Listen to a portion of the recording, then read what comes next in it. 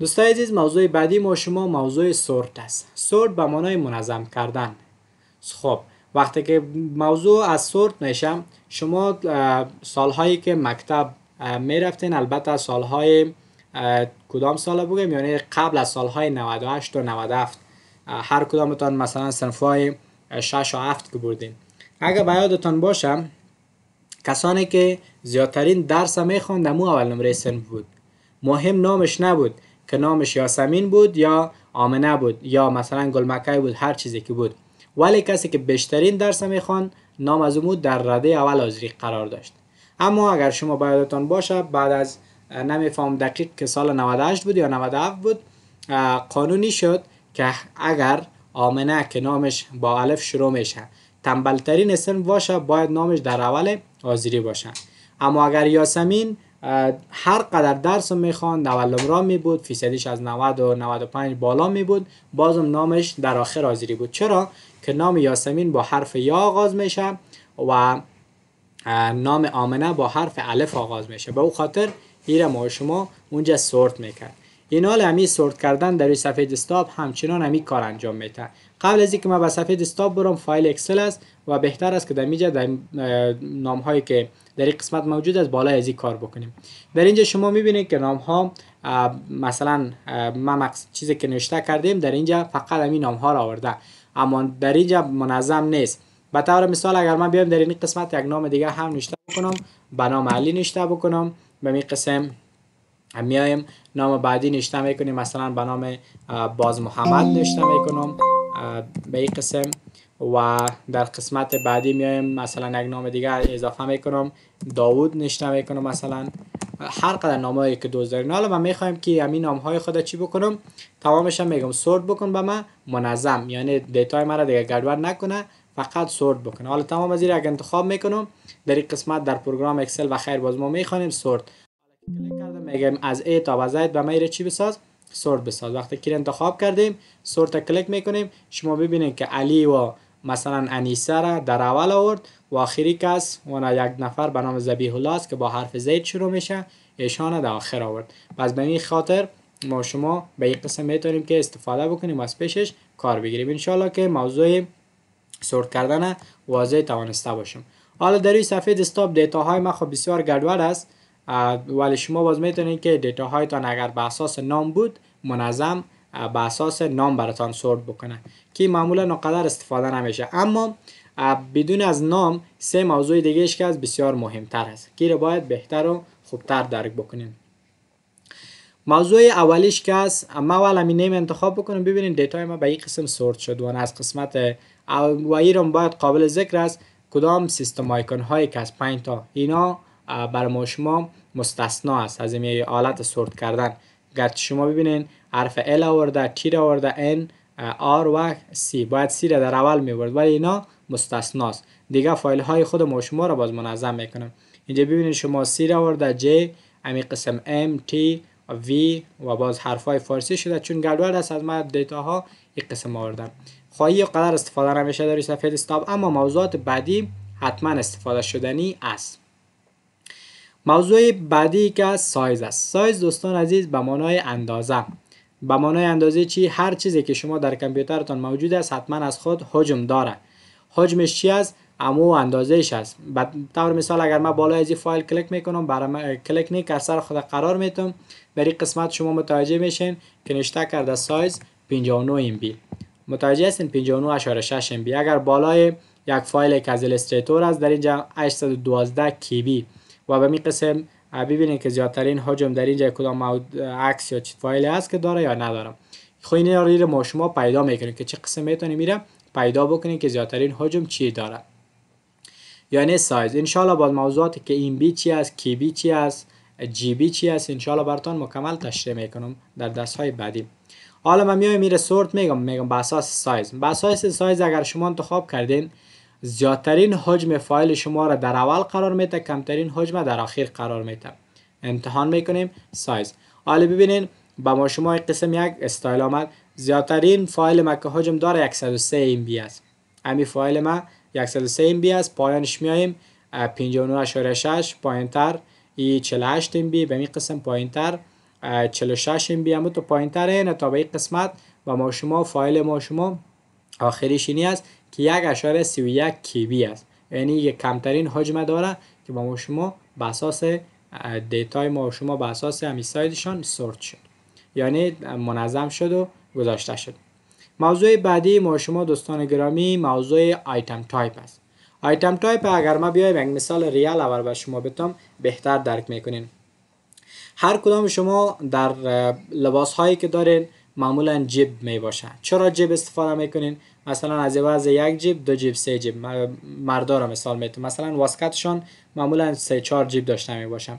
چرا 3-4 جیب داره؟ به خاطر منظم، به خاطر نظم که پول در یک جیب بانن، تلفن در دیگه جیب بانه، مثلا کلید موتر و موتورسیکل و همچین موارد خود در جدا بانه یا هر چیز دیگری را.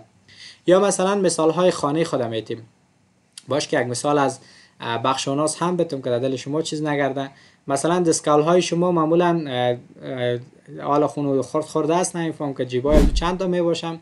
خب معمولا در مداخل از اون چند جیب می باشه که به خاطر پول جدا جیب می باشه، به خاطر تلفن گذاشتن جدا، به خاطر لوازم آرایشی تان جدا می باشه. این قسم مالات ها به خاطر نظم است.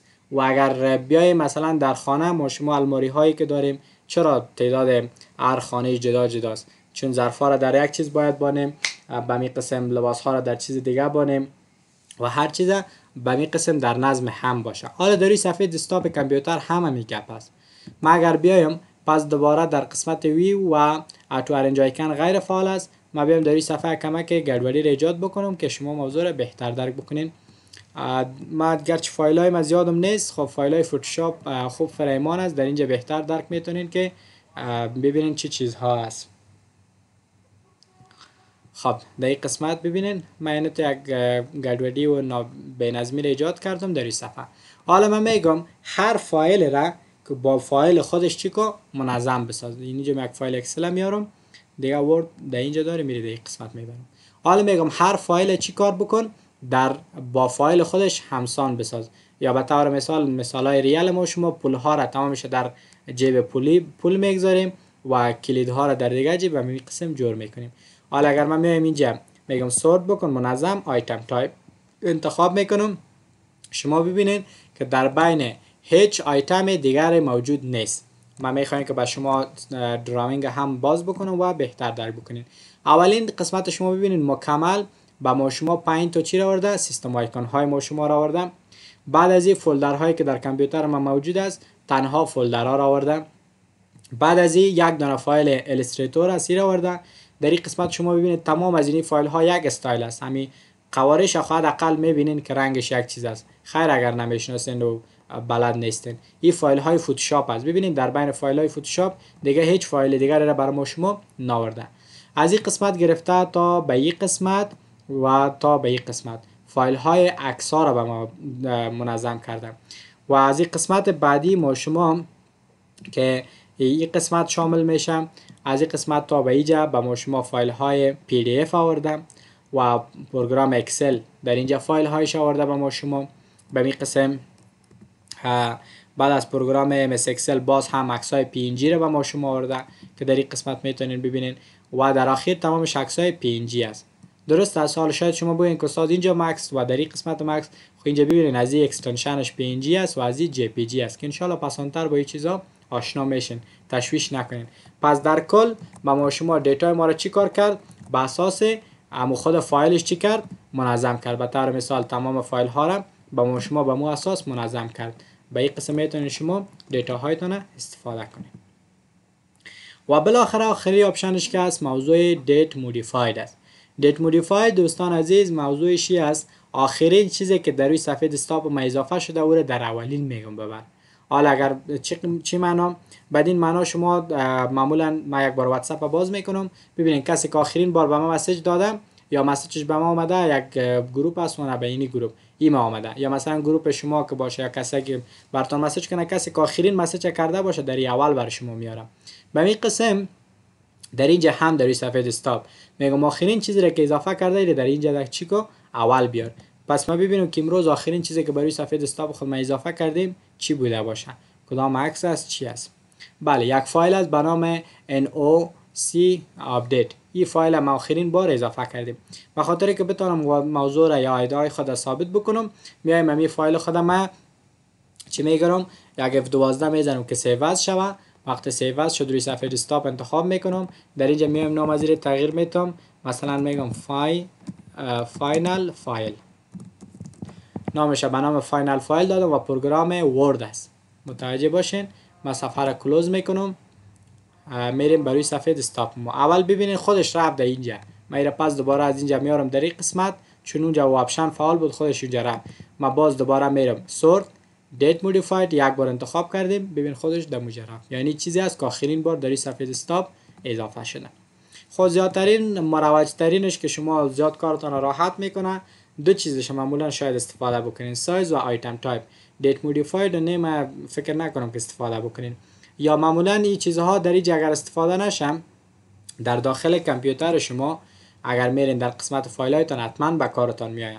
مثلا اینجا فولدرهایتان گډوډ است، شما میخواین که فولدرهایتان رو منظم کنین، اینجا بگو سورت بکن به من به اساس نامش، مثلا از حرف ABC سورت بکنه. یا معمولا درسای شما مثلا میخواین که درسایتان رو منظم ببینین، به طور مثال اینجا ببینین که ما درسای پروگرام ورد است در اینجا منظم. حالا ببینین اینجا منظم آورده سکند، ترد، فورت. اما تو اگر ما بیایم میره گډوډ بکنم، اینجا بگویم سورت و بگویم که مثلا به اساس سایز رو انتخاب کن. ببین در اول درس 42 آورده، 37، 33، 25، 40، 41. ببینین یک گډوډی است. در آخر درس ششم آورده. باز در تو جای ببینین چقدر خوب به دردتان میخوره. اگر شما باز بگین به اساس نیم، ببینین برای ما شما در اول درس اول اینجا موجود نیست، دوم، سوم، چهارم، پنجم، اما تا بالاخره درس 42 برای ما منظم آورد. البته شما در داخل فایلاتون اگر بیاین باز اینجا یگان چیز دیگه هم پیدا میکنید، مثلا سایز شد، لنت شد، یه چیزا رو پیدا میکنید که شما تمرین بکنین حتما خودتون درک میکنین. و بالاخره موضوع آخری که امشب قرار است ما شما بررسی بکنیم موضوع رفرش است. در این ویدیو که ما شما با هم بررسی میکنیم. موضوع آخری که به نام رفرش است دوستان عزیز، به معنای تازه سازی. هرگاهی که شما کامپیوترتان رو روشن میکنین حداقل 5 بار بیاین کامپیوترتان رو چی بکنین؟ رفرش بکنین. و از این خوبیشی است به کامپیوترتان که کامپیوترتان تازه میسازه، سرعتش زیادتر میسازه و در وقتی که دیتا سند میکنین به فلش ویدیو روان میکنین یا از فلش کپی میکنین در اون اوقات همچنان رفرش بکنین، سرعت کارتان افزایش پیدا میکنه. این بود عزیزای گرامی تمام مواردی که باید در مورد رایت کلیک بالای صفحه دسکتاپ در قسمت اول بررسی میکردیم. اینجا ببینین ما شما ویو، سورت و رفرش با هم بررسی کردیم که در تمام ویندوز ها، چی ویندوز 7 است، ویندوز 8 باشه، 10 باشه، 11 باشه، همه موارد تکراری است. به امید که موضوع را فهمانده تانسته باشه. استاد شارتکت رفرش چی است؟ F5.